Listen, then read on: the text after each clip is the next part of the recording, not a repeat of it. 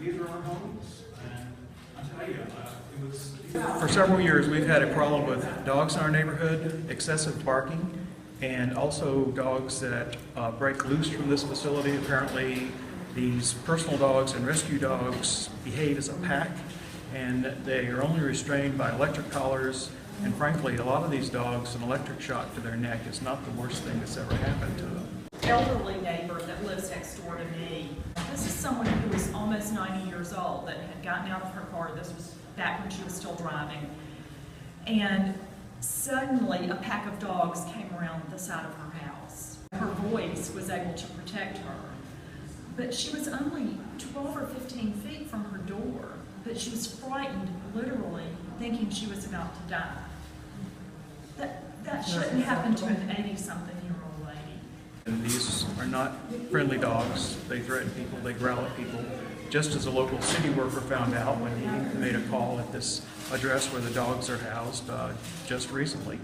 And literally, the dogs were eating his tires. That could easily have been a child's leg on a bicycle in the neighborhood.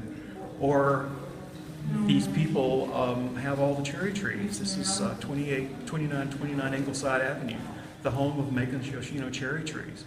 And it's on every tourist map. This could have been a tourist. This is the first time that animal welfare has actually filed a complaint for the excessive barking, although we've had complaints go to animal welfare for several years. It's a problem, and we just want to get back to the way it was a short time ago. We have no problems with the Ficklings or their good works that they do. Some of us have been neighbors of the Ficklings for over 30 years.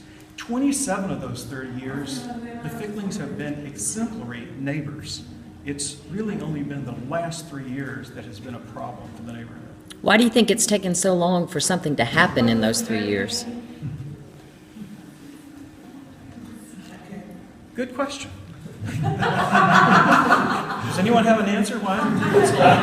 They have been such nice neighbors that we have tried to give them the benefit of the doubt. We can text Bill and ask for some relief, and we get temporary relief, but then, you know, a month later, you're up all night listening to dogs barking, or you're threatened in your own driveway by 4 or 5 dogs running at you. It's not comfortable. So finally, we've had enough. But we admire these neighbors, and we want them to just go back to being the kind of neighbors that they've been for so long. Move the dog. Move the dogs. Move the rescue facility.